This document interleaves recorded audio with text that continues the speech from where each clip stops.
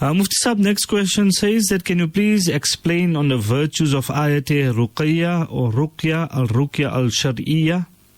The noble Quran is a mercy from Allah, a solution to all problems and challenges.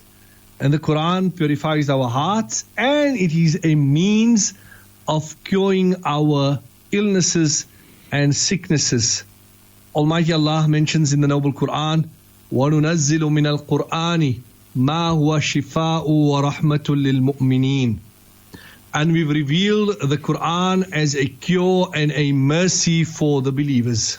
So the Quran, together with being a solution to curing all sicknesses and illnesses of man, what is needed is conviction in Allah, that Allah is the one who grants cure.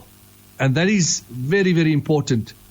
Allah sometimes puts man through tests to see how he reacts and to see whether he will turn to Allah in submission.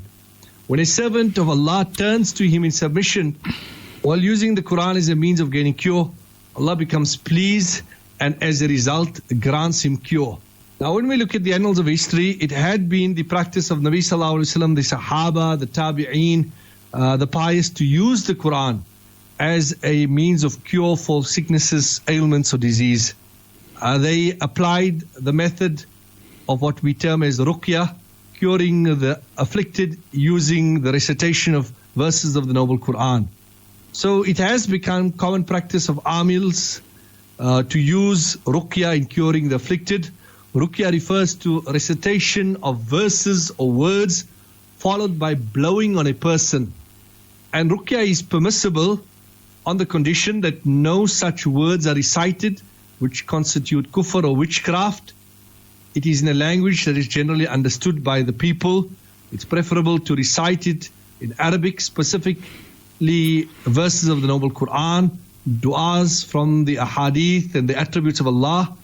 And most of all, one should have faith that cure comes from Allah.